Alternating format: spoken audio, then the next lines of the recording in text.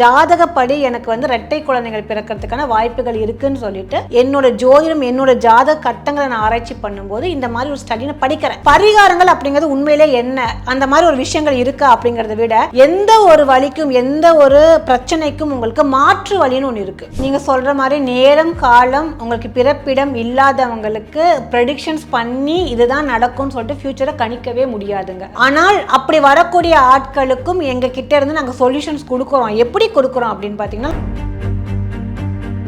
நீங்கள் வந்து தொழில் பண்ணுற மாதிரி ஆளாக இருந்தாலும் சரி, வேலைக்கு போகிற மாதிரி இருந்தாலும் சரி, நான் போய் வேலை பண்ணணும் அப்படிங்கிற அந்த உணர்வு இருக்குது பார்த்தீங்களா, அதுதான் உங்களுக்கு ஆன்மீகம். இது வேலைக்கு போகலாமா இல்லை தொழிலே பண்ணலாமா அப்படின்னு சொல்லக்கூடியதான் உங்களுக்கு ஜோதிடம். ஆனால் ஜாதகப்படி உங்கள் ஜாதகத்தை பார்த்து இந்த நேரத்துக்கு வேண்டாம்னா தயவு செய்து வேண்டாம்னா அதை வேண்டாம்னு சொல்லிட்டு நீங்கள் நெக்லெக்ட் பண்ணிடுறது.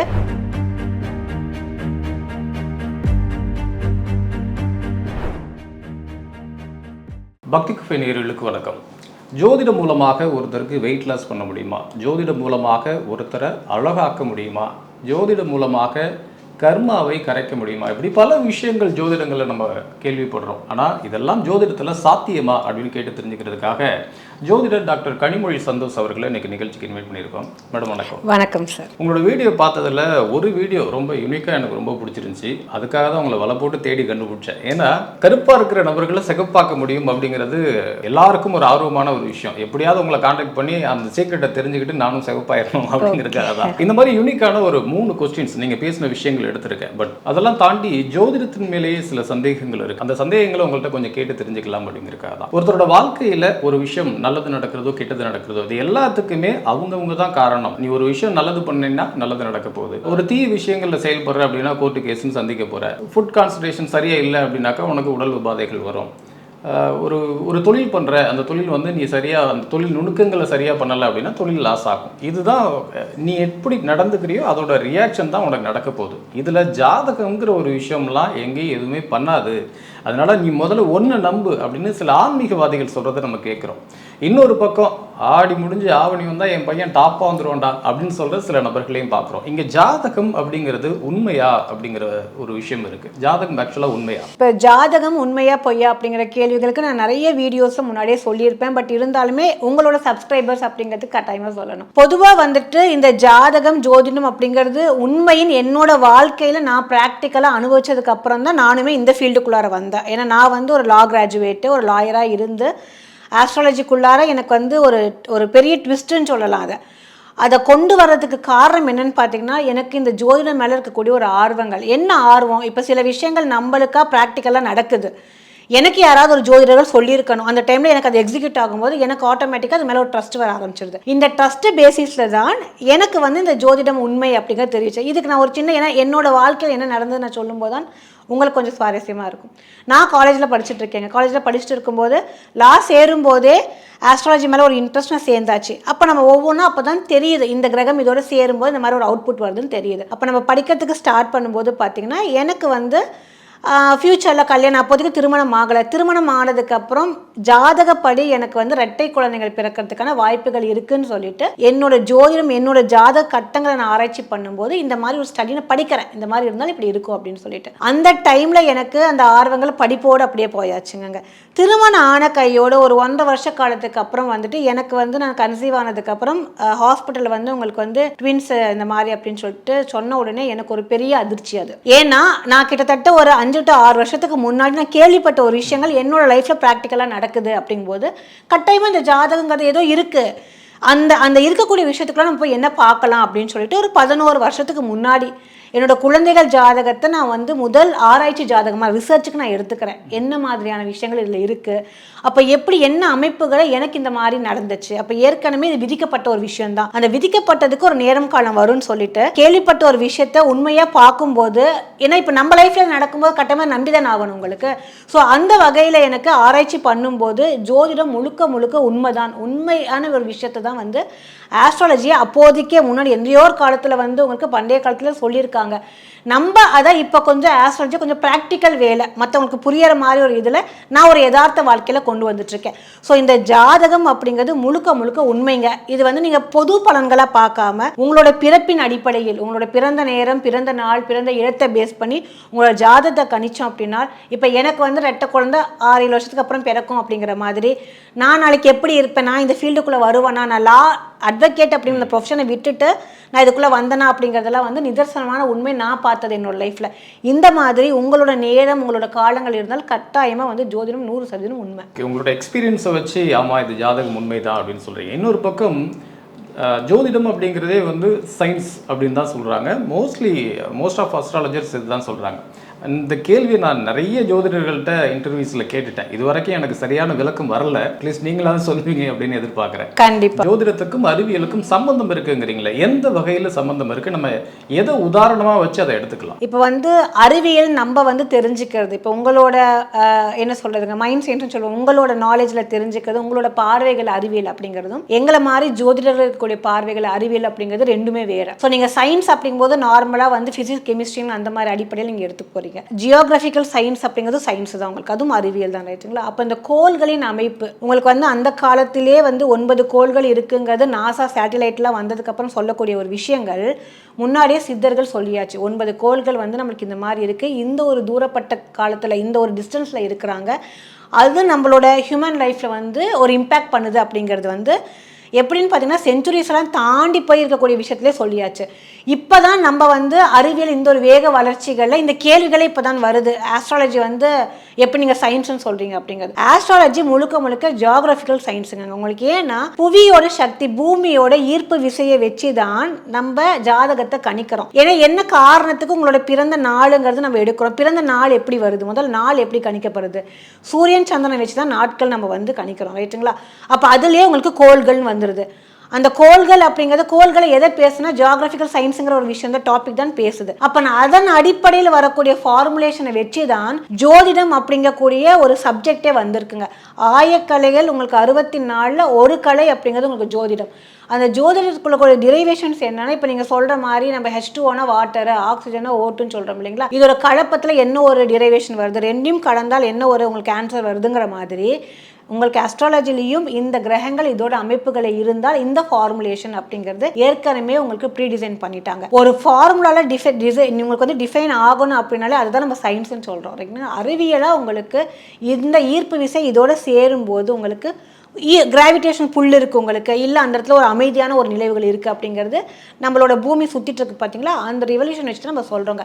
அதன் அடிப்படையில் தான் உங்களோட பிறந்த இடத்த நம்ம எடுத்துக்கிறோம். அப்போ உங்கள் பிறந்த இடத்த வைக்கும்போது அந்த கேல்குலேஷனை பேஸ் பண்ணி இந்த கிரகங்கள் இங்கே எங்கே உட்காந்துருக்குன்னு சொல்கிறோம்.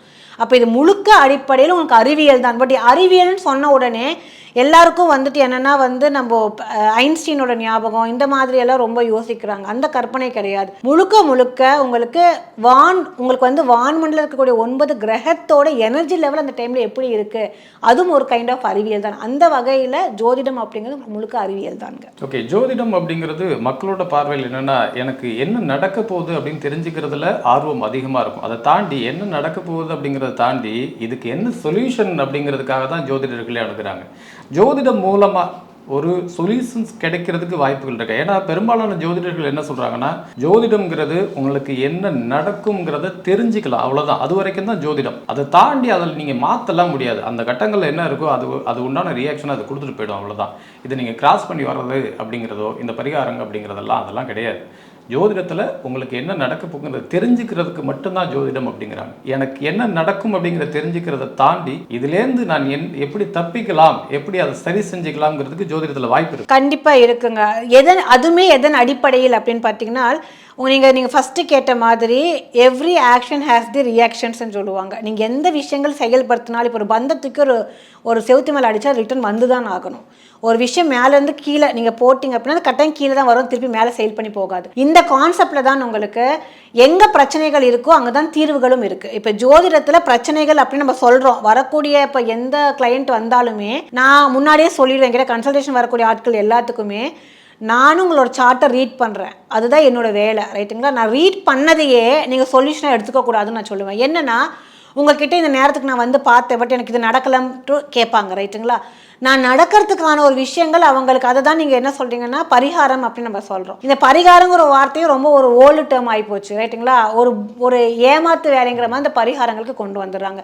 காரணம் என்ன அப்படின்னு பார்த்தீங்கன்னா, இந்த கோயிலுக்கு போ, இந்த வேலைகளை பண்ண, இப்படிங்கிற மாதிரி விஷயங்கள் சொல்லும் போதே இப்போ இருக்கக்கூடிய ஜென்ரேஷனுக்கு அதில் டோட்டலாக நம்பிக்கையே முதல்ல இல்லை. அப்போ எதையுமே ஒரு லாஜிக்காக சொல்லணும். தாண்டி இப்போ எளிய பரிகாரமும் இன்னும் நிறைய வந்துட்டு இருக்குங்க. பட் எல்லாமே ட்ரெண்ட் பண்ணி விடுறீங்க. இப்போ நீங்கள் ட்ரெண்ட் பண்ணவும் பரிகாரங்கள் எல்லாரும் பேசிடுறாங்க, ரைட்டுங்களா?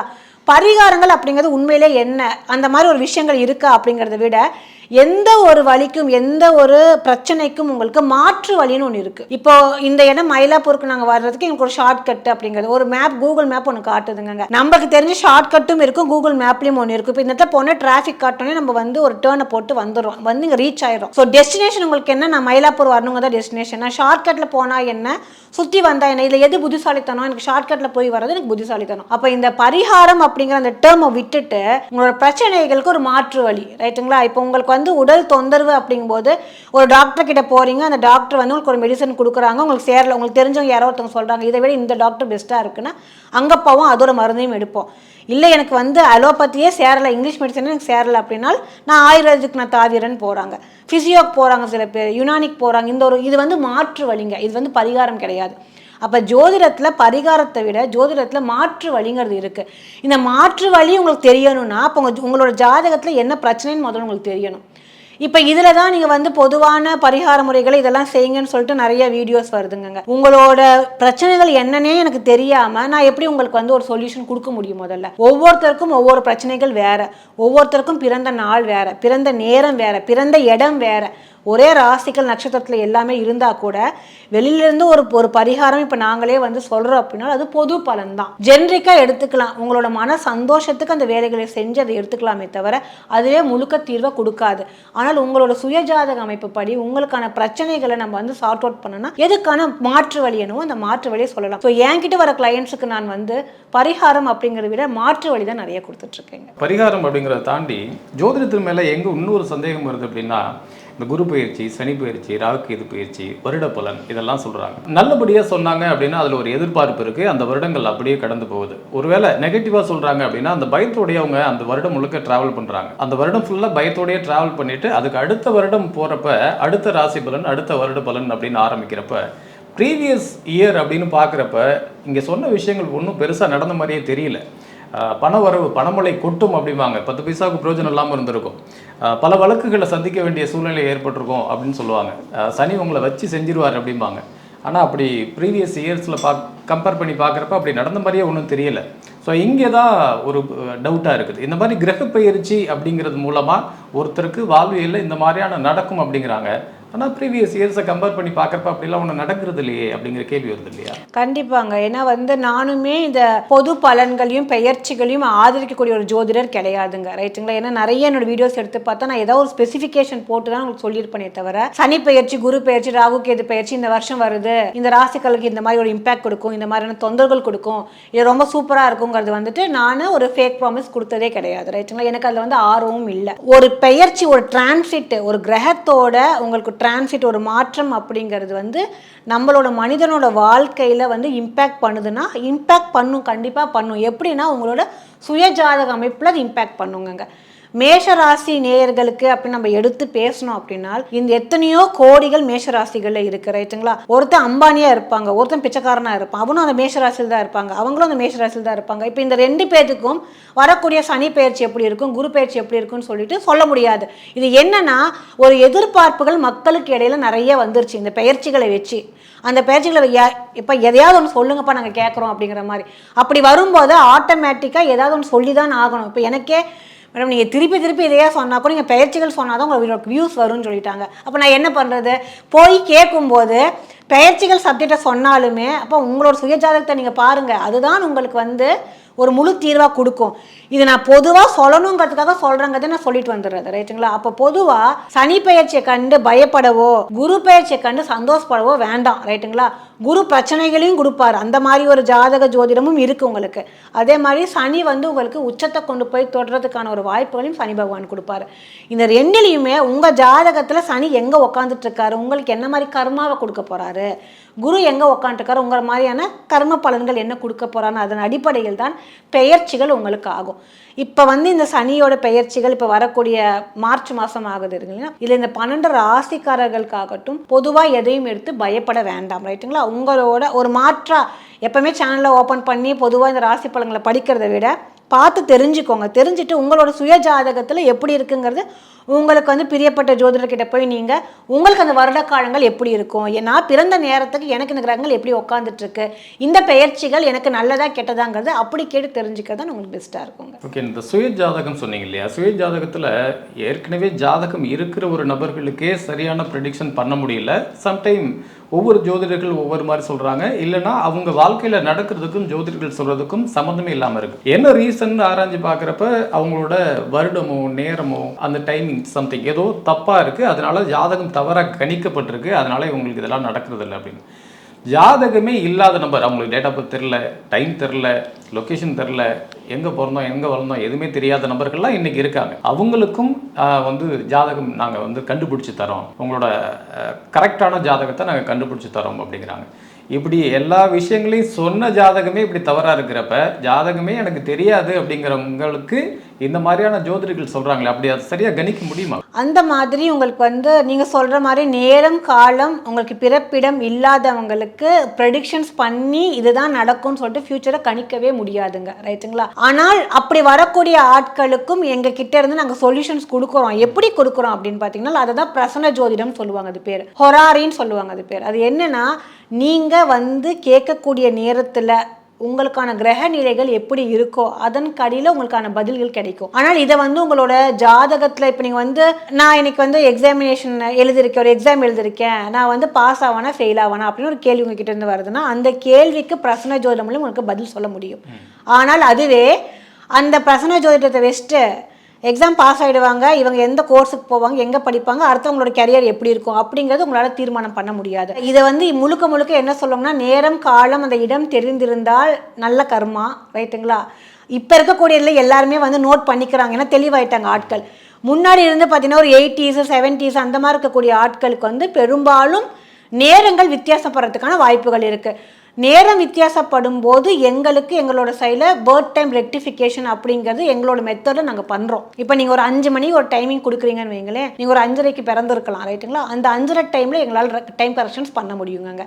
ஆனால் இந்த ஒரு அரை மணி நேரத்தில் என்ன மாதிரியான மாற்றங்கள் உங்களுக்கு வந்து நிகழும் அப்படின்னு பார்த்தீங்கன்னா, இப்போ நீங்கள் கேட்குற மாதிரி தான் இன்றைக்கி உங்களுக்கு நடந்த ஒரு விஷயம் ஒரு 3 வருஷத்துக்கு மேலே நடக்கிறதுக்கான வாய்ப்பு. நான் இன்றைக்கி சொல்லி இந்த மாதம் உங்களுக்கு நடந்துருங்க, நான் வந்து உங்களுக்கு ஒரு கன்சல்டேஷன் கொடுத்துருப்பேன், இந்த மாதம் கட்டாயமாக நடந்துருங்க அப்படின்ட்டு.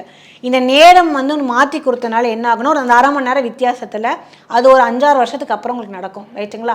அப்போ இந்த 5-6 வருஷத்துக்கான உங்களோட பர்சீவன்ஸ் ஏன் மேலே உங்களோட ஒரு கண்ணோட்டம் எப்படி இருக்குன்னா, ஏதோ ஏமாற்றிட்டாங்க, நம்மளை நடக்கும்னு சொன்னாங்க, நடக்கவே இல்லைன்ட்டு. அப்போ இந்த நேரம் வித்தியாசத்தை நம்மளால் சரி பண்ண முடியும். அது ஒரு குறுகிய இது நீ நாள்பட்டில் ஜென்ரேஷன் ஆக சொன்னீங்கன்னா, இப்போ நீங்கள் சொல்கிற மாதிரி எதுவுமே இல்லாட்டையும் அவங்களுக்கு ஏதோ ஒரு பழித்தல் இருக்குன்னு நம்ம சொல்லணும் அப்படிங்கிறதுக்காக அதுக்கும் நம்ம ரிசர்ச்சிங்கில் வந்துட்டு ஆஸ்ட்ராலஜியில் உட்காந்து ஃபுல் டைமாக மும்மரமாக நம்ம படித்து அந்த விஷயத்தை தெரிஞ்சுட்டா தாராளமாக தெரிஞ்சுக்கலாம். இப்போ வரைக்கும் இந்த மாதிரியான டீட்டெயில்ஸ் இருந்து நம்மளுக்கு வந்து 100% வந்து இந்த மாதிரியான டீட்டெயில்ஸ் இல்லாமல் ப்ரெடிக்ஷன்ஸ் சொல்கிறதுக்கு முடியாதுங்க. அப்படி ஒருத்தவங்க சொல்கிறாங்க அப்படிங்கிற மாதிரி இருந்தாலும் அது கட்டாயமாக வந்து பொய் தான், உண்மை கிடையாது. அது மாதிரி ஒரு தொழில் பண்ணணும் அப்படின்னு ஒருத்தவங்க ஸ்டார்ட் பண்ணணும்னு நினைக்கிறாங்கன்னா அந்த தொழிலோட நுணுக்கம் தெரியணும், உன் மேலே நம்பிக்கை இருக்கணும், எந்த இடத்துல எந்த தொழிலை ஸ்டார்ட் பண்ணால் சக்ஸஸ் ஆகும், இந்த விஷயங்கள்லாம் தெரிஞ்சாலே நீ வந்து சக்ஸஸ் பண்ணிடலாம். ஜாதகத்தில் உனக்கு தொழில் பண்ணுறதுக்கான நேரம், சொந்தமாக ஒரு தொழில் ஸ்டார்ட் பண்ணாக்கா இந்த கிரகம் இங்கே வந்தால் தான் உனக்கு செட் ஆகும் அப்படிலாம் சொல்கிறதெல்லாம் நம்பாத. பட் உனக்கு நம்பிக்கை இருக்கா, இந்த தொழிலை கொண்டு போகிறதுக்கு உண்டான அதுக்குண்டான பயிற்சிகள் இருக்கா, இதெல்லாம் இருந்தாலே உன்னால் சக்ஸஸ் பண்ண முடியும் அப்படின்னு சில ஆன்மீகவாதிகளே சொல்கிறாங்க. ஒன்றை நம்பு போதும், காலம்லாம் அதுக்கெல்லாம் ஒன்றும் இல்லை அப்படிங்கிறாங்க. ஆனால் ஜாதகர் சைடில் நீ சொந்தமாக தொழில் பண்ணுறதுக்கு முதல்ல உனக்கு சோர்ஸே கிடையாது, நீ சொந்தமாக தொழிலே பண்ணாத, நீ வேலை பார்க்குறதுக்கு தான் ரைட்டான பர்சன், இதுதான் உன் ஜாதகம் அப்படிங்கிறாங்க. இன்னொன்று, ஒருவேளை தொழில் பண்ணணும் அப்படின்னா இந்த காலகட்டத்தில் தான் உனக்கு தொழில்னு ஒன்று அமையும், இங்கே பண்ணாதான் நீ சிறப்பாக இருக்க முடியும், இல்லைனா நீ லாஸை சந்திக்க வேண்டி வரும் அப்படிங்கிறாங்க. அப்படி ஒருத்தர் தன் மேலே நம்பிக்கை வச்சு ஒரு தொழிலை ஸ்டார்ட் பண்ணால் சக்ஸஸ் ஆகுமா, இல்லை இந்த மாதிரி ஜாதகம் அப்படிங்கிற ஒரு விஷயம் அந்த காலகட்டங்களில் அவருக்கு அந்த இழப்புகளை ஏற்படுத்தி கொடுக்கணும்? கண்டிப்பாங்க. இது என்னன்னா லைக் இந்த ஜோதிடமும் ஆன்மீகமும் கலந்த ஒரு கேள்வி, நீங்க கேட்கக்கூடிய கேள்வி. ஆன்மீகம் முழுக்க முழுக்க உள்ளுணர்வுங்க. இப்போ உங்களுக்குள்ள ஒரு கான்ஃபிடென்ட் இருந்துச்சு அப்படின்னா நீங்க எந்த வேலைனாலும் இனிஷியேட் பண்ணுங்கன்னு சொல்லிட்டு ஒரு ப்ராக்டிக்கல் நாலேஜில் உங்களுக்கு வந்து நான் ஒரு அறிவுரை சொல்கிறேன், ரைட்டு? நீங்கள் இது மாதிரி உன் மேலே நம்பிக்கை வைப்பான், இப்போ இது உங்களுக்கு மேலே ஒரு கான்ஃபிடென்ட் கொடுக்குறேன். எப்பவுமே வந்து அந்த அஃபர்மேஷன் நம்ம கொடுக்கக்கூடிய ஒரு பாசிட்டிவான ஒரு விஷயங்கள் உங்களுக்கு ஒரு ஹாப்பினஸை கொடுக்கும். அப்படி தான் நம்மளோட பாடி வந்து வடிவமைக்கப்பட்டிருக்குது. உங்களை பற்றி நீங்கள் நல்லா பண்ணுவப்பா, நீ சூப்பர் அப்படின்னாலே ஹார்மோன்ஸ் உள்ளுக்குள்ளே ரைஸ் ஆக ஆரம்பிச்சிடும், நம்ம ஒர்க் பண்ண ஆரம்பிப்போம், ரைட்டுங்களா? இது ஆன்மீகங்க. இது ஆன்மீகம் முழுக்க முழுக்க உள்ளுணர்வு சம்மந்தப்பட்டது. ஜோதிடம் அப்படிங்கிறது அறிவியல், ரைட்டுங்களா? இந்த அறிவியல் வந்து உங்களுக்கு இந்த லாஜிக் ஈக்குவேஷன்ஸ் என்னன்னு தெரிஞ்சுக்கிட்டாதான் அதை நீங்கள் உணர்வுபூர்வமாக வெளிப்படுத்த முடியக்கூடிய அந்த முறை தான் ஆன்மீகம் அப்படிங்கிறது. அப்போ இந்த ஜோதிடம் ஆன்மீகம் ரெண்டு வேறு தான். ஆன்மீகம் எல்லா ஆட்கள் கூடயும் இருக்குது. இந்த ஆன்மீக விஷயத்த இங்கே போனால் இந்த ஆன்மீகம் உனக்கு கிடைக்கும், இந்த ஸ்பிரிச்சுவாலிட்டிங்கிற இந்த மைண்ட் செட் உனக்கு கிடைக்கும்னு சொல்லக்கூடியதான் ஜோதிடம் அப்படிங்கிறது. அப்போ ஒரு வேலைக்கு ஒருத்தர் போகிறாரு, அவர் தொழில் பண்ணலாமா இல்லை வேலைக்கே போகலாமா அப்படிங்கிறது, நீங்கள் வந்து தொழில் பண்ணுற மாதிரி ஆளாக இருந்தாலும் சரி, வேலைக்கு போகிற மாதிரி இருந்தாலும் சரி, நான் போய் வேலை பண்ணணும் அப்படிங்கிற அந்த உணர்வு இருக்குது பார்த்தீங்களா, அதுதான் உங்களுக்கு ஆன்மீகம், ரைட்டுங்களா? இது வேலைக்கு போகலாமா இல்லை தொழிலே பண்ணலாமா அப்படின்னு சொல்லக்கூடியதான் உங்களுக்கு ஜோதிடம். அப்போ இந்த ஜோதிடம் முழுக்க முழுக்க அறிவு சம்மந்தப்பட்ட விஷயங்கள். அந்த அறிவு சம்மந்தப்பட்ட விஷயத்த உங்களுக்கு கான்ஃபிடென்ட்டோட கொடுக்கணும் இல்லைங்களா, அதுக்காக தான் இந்த ஆன்மீகம் தேவைப்படுது. அப்போ அறிவு இல்லாட்டி, ரைட்டுங்களா, உணர்வுகள் மட்டும் இருந்து பிரயோஜனம் கிடையாது. உணர்வு இல்லாட்டி வெறும் அறிவை மட்டும் வச்சுட்டு பிரயோஜனம். ஏன்னா நான் எல்லாமே எனக்கு தெரியும், ஆனால் நான் அடிச்சு உங்களுக்கு சொல்லுவேன்னா உங்களுக்கு என் மேலே வெறுப்பு தானே வரும் இல்லைங்களா? அப்போ எல்லா இடத்துலையும் உங்களுக்கு அறிவாக இருந்தாலும் அதை சொல்லக்கூடிய ஒரு திறமை அப்படிங்கிறது வேணும். அந்த திறமை, அந்த சொல்லக்கூடிய முறை தான் ஆன்மீகமே தவிர ஜோதிடம் ஆன்மீகம் வேற வேற. அப்போ இந்த விஷயத்த உங்களுக்கு யார் சொன்னால் நடக்கும், யார் சொல்லாட்டி நடக்காது அப்படின்னா ஒரு ஆன்மீகவாதி ஒரு சின்ன குழந்தைக்கு கூட அறிவுரை சொல்லலாம், ரைட்டுங்களா? கண்ணா நீ தப்பு பண்ணாத, நீ தப்பு பண்ணால் உனக்கு வந்து இந்த மாதிரி பனிஷ்மெண்ட் கிடைக்கும் அப்படிங்கிறது வந்து இதை வந்து ஆன்மீகவாதி சொல்லணும்னு கிடையாது. நீங்கள் சொல்லலாம், நான் சொல்ல, ரோட்டில் போகிறவங்க யார் வேணாலும் சொல்லலாம், ரைட்டுங்களா? இந்த தப்பு பண்ணால் இந்த மாதிரியான உனக்கு பிரச்சனை தான் வரும்னு சொல்லக்கூடியது, இந்த மாதிரி தான் உங்களுக்கு ஒரு பனிஷ்மெண்ட் கிடைக்கும்னு சொல்லக்கூடிய ஒரு ஜோதிடர், ரைட்டுங்களா? ஸோ அதுக்கு நம்மளுக்கு சப்ஜெக்ட் நாலேஜ் கண்டிப்பாக தேவை. ஜோதிடத்துக்கு படிச்சிருக்கணுங்க, அறிவாக இருக்கணுங்க, ரைட்டுங்களா? ஆன்மீகவாதிகளுக்கு அறிவுரை தேவை கிடையாது. அவங்களுக்கு அறிவே இல்லாட்டி கூட உணர்வு அங்கே போகாத விழுந்துருவேன் அப்படின்னு சொல்லக்கூடிய நம்மளோட விழுந்துருவேன்னு சொல்லக்கூடியதுக்கு அறிவு தேவை கிடையாது. நம்மளுக்கு ஒரு வழிகாட்டி இப்படி போன்னு சொல்லக்கூடியதுக்கு படிப்பறிவு தேவை கிடையாது. அப்போ இந்த ஆன்மீகம் அப்படிங்கிறது வந்து நம்மளுக்கு அறிவார விஷயத்துக்கு வரதுக்கான அவசியம் இல்லை. அப்போ எல்லாத்துக்கும் ஆன்மீகம்ங்கிறது தெரியும். ஜோதிடம் அப்படிங்கிறது படித்தவங்களுக்கு மட்டும்தான் தெரியுங்க.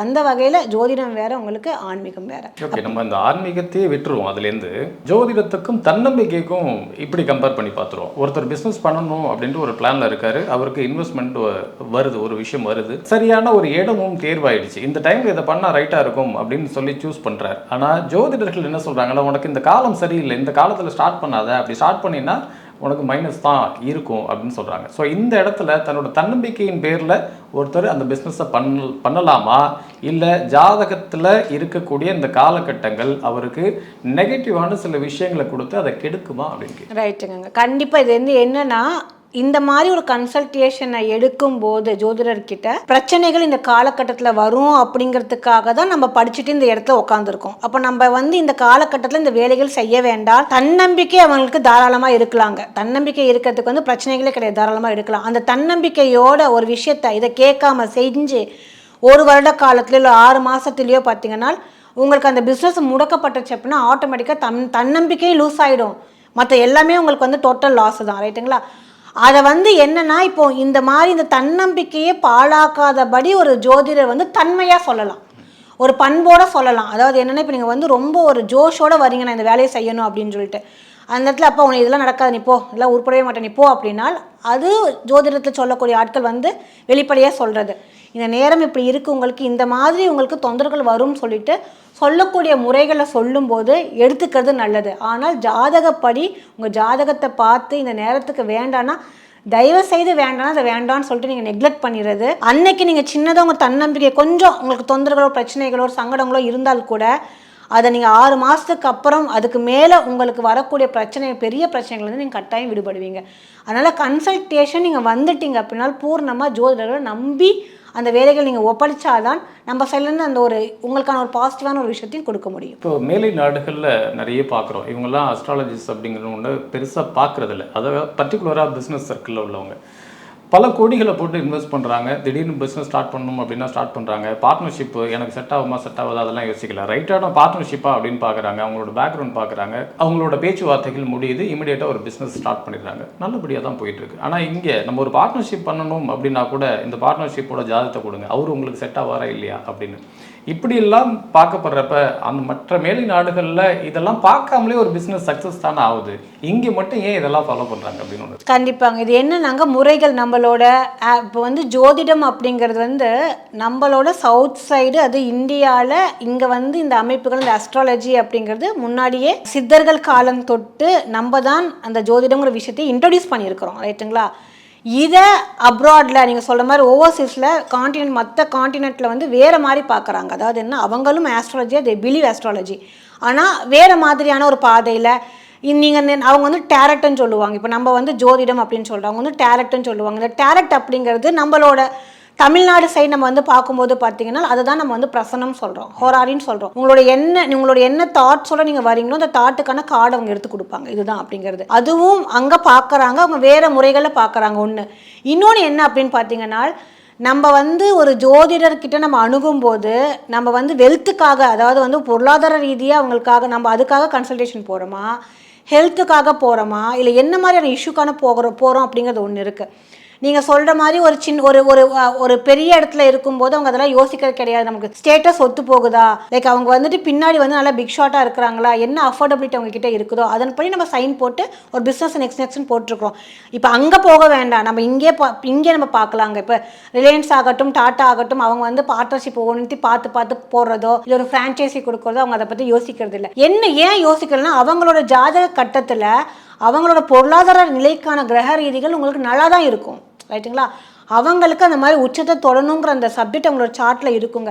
அப்படி இருக்கும்போது உங்களுக்கு இதை பற்றி கவலைப்பட தேவையே இல்லையே. ஏன்னா இப்போ நீங்கள் சொல்கிற மாதிரி ரிச் கெட் ரிச்சர், உங்களுக்கு புவர் கெட் புவர்ங்கிற மாதிரியான கான்செப்டே தான். அவங்களுக்கு வெல்த் செக்ஷன் நல்லாவே இருக்குது. அப்போ அந்த வெல்த் செக்ஷன் வந்து அது ஆட்டோமேட்டிக்காக அந்த கர்மா வெல்த்தோட போய் சேருங்கிற மாதிரியான கான்செப்டில் போயிடுதுங்க. நம்ம எதுவுமே வந்து ப்ராக்டிக்கலாக சின்ன விஷயத்தை நம்ம பார்த்து சேர்க்கறதுனால நம்மளுக்கு அது ரொம்ப கான்சன்ட்ரேட் பண்ணி இந்த வகையில் போகுது. ஆனால் மேலை நாடுகளிலும் உங்களுக்கு வந்துட்டு இந்த ஜோதிடம் அப்படிங்கிறது வேறு மாதிரி பார்க்குறாங்க. அதையும் அவங்க பார்த்து கன்சிடர் பண்ணி தான் பண்ணுறாங்க. நம்ம இடத்துல வந்துட்டு அது சின்னதாக வந்து ஜாதகம் ஜோதிடர் அப்படிங்கிற மாதிரி கொண்டு போயிடுறாங்க. ரெண்டு பக்கம் செய்யக்கூடிய வேலைகள் ஒன்று தான். ஆனால் நீங்கள் எதன் அடிப்படையில் பார்த்தாலுமே அவங்களுக்கான ஒரு அமைப்புகள் அப்படிங்கிறது, விதிகள் அப்படிங்கிறது அவங்க ஜாதகத்தில் இருந்தது அப்படின்னா எதை பற்றியுமே கவலைப்பட தேவையில்லை. இப்போ இதை நீங்கள் வந்து ஃப்ரீக்வெண்ட்டாக வருட காலத்துக்கு வருஷம் எடுத்து எனக்கு என்ன மாதிரி நடக்கணும்னு பார்க்கணும்னு அவசியம் இல்லை. நீங்கள் பிறக்கும் போது உங்கள் குழந்தையா இருக்கக்கூடிய ஜாதகத்தோட்டையும் பார்த்தாலுமே அதுதான் 30 வயசுல நடக்க போகுது. 60 வயசுல உங்களுக்கு வந்து கட்டங்கள் மாற போகிறது கிடையாது. 30 வயசுல கட்டங்கள் மாற போகிறது இல்லை. நேரம் காலங்கள் மாறும். இப்போ ஒரு குழந்தை பிறக்குன்னா அது உடனே டாக்டர் ஆகிறது இல்லை. அது 21 வயசு அப்படிங்கும்போது அதுக்குள்ளே போய் சேர்றதுக்கான ஒரு வாய்ப்புகளே வருதுங்க. அப்போ இந்த 21 வயசுகள் ஆக போகுது அப்படிங்கிறது நம்ம குழந்தையா இருக்கும்போது நம்மளால் ப்ரெடிக்ட் பண்ண முடியும். அதே விஷயத்த அந்த குழந்தை 60 வயசுல என்ன பண்ணும் அப்படிங்கிறது ப்ரெடிக்ட் பண்ண முடியும். இது நீங்கள் வந்து ஃப்ரீக்வெண்ட்டாக இதுக்குள்ள நம்ம ஆராய்ச்சி பண்ணுங்கிற அவசியமே இல்லை. பிறக்கும் போது உங்களுக்கான நிலைகள் இப்படி இருக்கா, நீ ஒரு வெல்த்தியான ஒரு பர்சன் ஆகணும் உங்களோட ஜாதகத்தில் இருந்தால் நீங்கள் சொல்கிற மாதிரி எந்த வெல்த்தி பர்சனோடையும் நீங்கள் சேரலாம். ஆட்டோமேட்டிக் இதுவும் இருக்கணும். அந்த அமைப்புகள் இருந்தால் தான் அது நடக்கும். அது வந்து நீங்கள் சொல்கிற மாதிரி அமெரிக்கன்ஸாக இருந்தாலும் சரி, ஆஃப்ரிக்கன்ஸாக இருந்தாலும் சரி, யாராக இருந்தாலும் சரி, அவங்களோட அமைப்புகள் இந்த அமைப்புகள் இருந்துச்சு அப்படின்னா கட்டாயம் அது நடக்க செய்யும் உங்களுக்கு. இந்த ஜோதிடத்திலேயே இந்த ஆன்மீகம் அறிவியல் ரெண்டுத்தையும் இப்படி ஒதுக்கிட்டு இந்த சாமுத்திரிகா லட்சணம் அப்படின்னு ஒரு விஷயம் சொல்கிறாங்க. அது ஆன்மீகமா இல்லை அறிவியலா அப்படின்னு இது வரைக்கும் கண்டுபிடிக்க முடியல எங்களால். ஒரு நபரை நேரடியாக பார்த்த உடனே அவங்களோட முக அமைப்பு, உடல் அமைப்பு வச்சு இவங்களுக்கு இதெல்லாம் நடக்கும், இவங்களோட கேரக்டர்ஸ் இப்படி தான் இருப்பாங்க, இவங்களுக்கு இந்த விஷயம்லாம் இதெல்லாம் கிராஸ் பண்ணுவாங்க அப்படின்னு சொல்கிறாங்க. இது ஜோதிடம் சார்ந்ததா, ஜோதிடத்திற்கு வேறுபட்ட இது முறையா? இந்த வீடியோ உங்களுக்கு பிடிச்சிருந்தா லைக் பண்ணுங்க, ஷேர் பண்ணுங்க, கமெண்ட் பண்ணுங்க. மறக்காம பெல் பட்டனை கிளிக் பண்ணிட்டு பக்தி கஃபே தமிழ் சேனலை சப்ஸ்கிரைப் பண்ணிடுங்க.